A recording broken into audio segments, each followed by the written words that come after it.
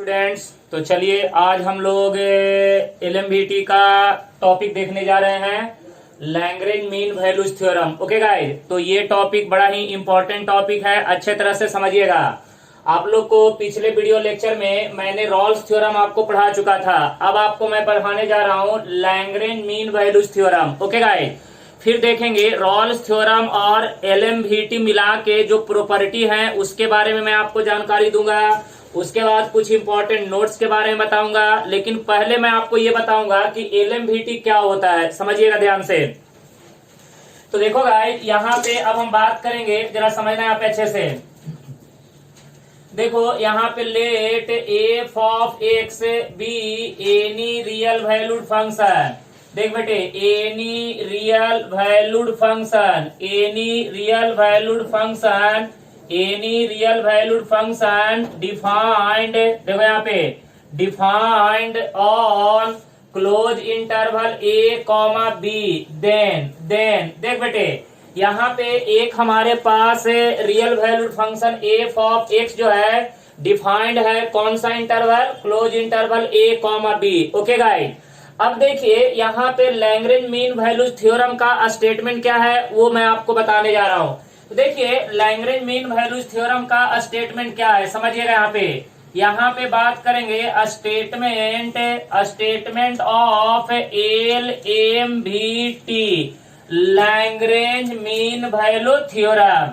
तो चल बेटे, यहाँ पे देखेंगे कि लैग्रेंज मीन वैल्यूज थ्योरम का स्टेटमेंट क्या है। ओके गाइस, तो देखिए यहाँ पे सबसे पहला जो स्टेटमेंट है, एफ एक्स इज कंटिन्यूअस। देख बेटे, f x is continuous on close interval a comma b. देख बेटे, f x is continuous on close interval a comma b. Number 2 में देख बेटे, f of x is differentiable, f of x is differentiable on open interval a comma b. और बेटे यहाँ पे तीसरा जो है, f of a is not equal to f of b. तो बेटे यहाँ पे देखो, F of a is not equal to f of B.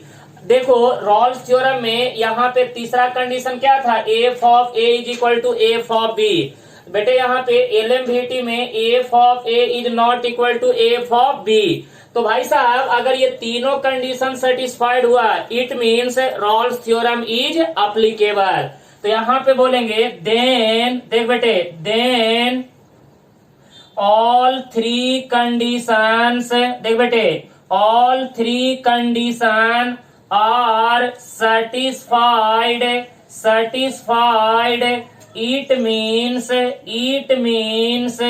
LMVT is applicable। देख बेटे, LMVT is applicable।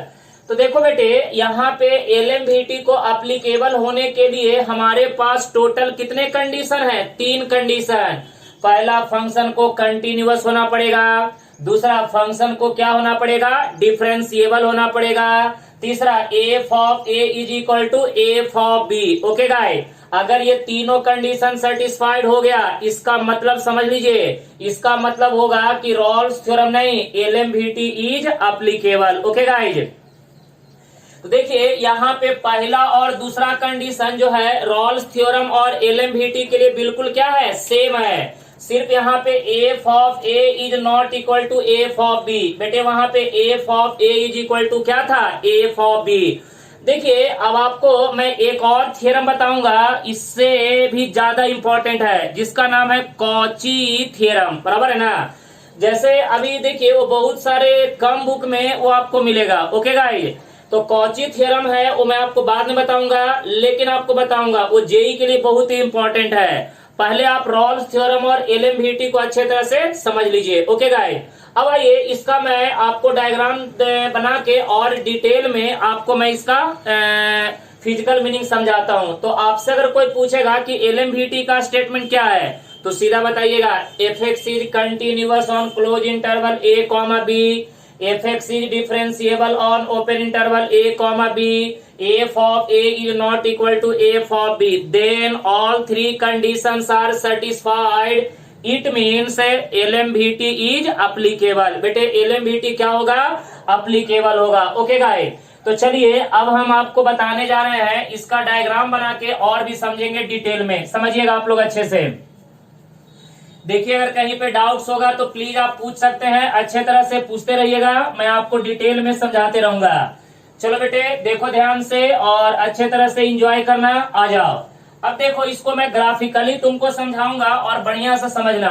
देखो बेटे ग्राफिकली समझाने जा रहा हूं, ध्यान से देखना। यहाँ पे ग्राफिकली यहाँ पे समझना, ये हमारे पास कार्टेशियन सिस्टम है, एक्स एक्सिस, ये हमारे पास वाई एक्सिस। देख बेटे यहाँ पे एक फंक्शन हमने ऐसा लिया, ये ओरिजिन है, देखना यहाँ पे ये आपका निगेटिव वाई एक्सिस, इधर बेटे आपका negative x axis.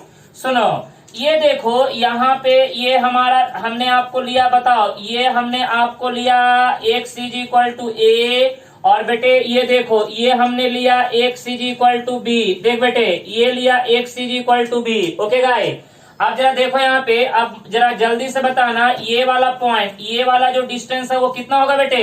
F of ए, और ये वाला जो डिस्टेंस है बेटे कितना हो जाएगा? F of b. सुनो ना, एफ ऑफ बी। अब ये वाला पॉइंट को हम बोलेंगे ए और ये वाला पॉइंट को बोलेंगे बी, राइट ना? तो बेटे ए का कोऑर्डिनेट की बात करेंगे तो एक्स कोऑर्डिनेट कितना है? ए के बराबर, वाई कोऑर्डिनेट एफ ऑफ ए के बराबर, राइट है। अब बेटे यहाँ पे बी का कोऑर्डिनेट की बात करेंगे तो एक्स कोऑर्डिनेट कितना है? बी, और वाई कोऑर्डिनेट कितना है बेटे? F of b. अब बेटे यहाँ पे एक काम करो कि एक पॉइंट ले लो सी, समझ रहे बात? ये एक पॉइंट ले लो सी, बराबर है ना?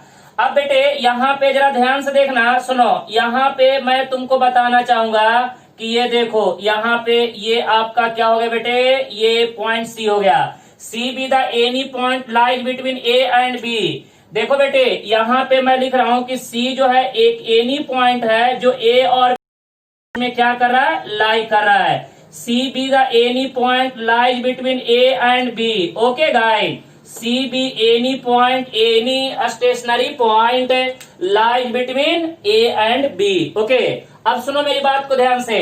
अब जरा देखो इसको, अगर ए और बी को अगर हम ज्वाइन कर देते हैं, देखो ए और बी को हम क्या करते हैं? ज्वाइन कर देते हैं, राइट?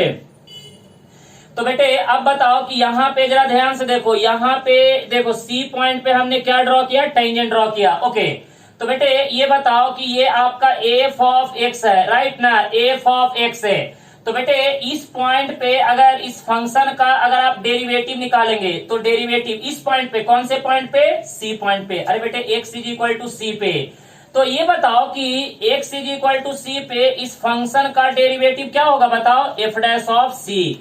तो बेटे ये एफ डैश ऑफ सी ये क्या कहलाएगा? Slope of tangent. देखो यहाँ पे ये कहलाएगा स्लोप ऑफ टेंजेंट। देख बेटे ये कहलाएगा slope of tangent. Okay guys, कौन से पॉइंट पे? सी पॉइंट पे।